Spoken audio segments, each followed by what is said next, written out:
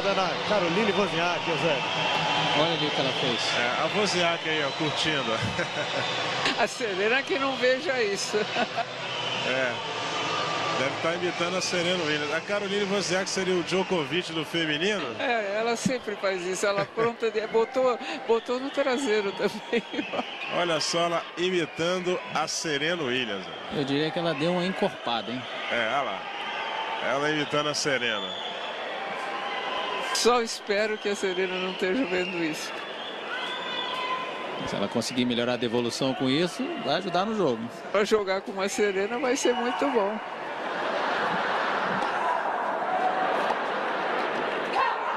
Olha lá, vibrando como a Serena.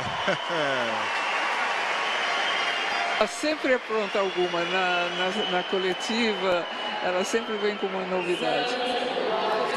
O ponto valeu, 0,15.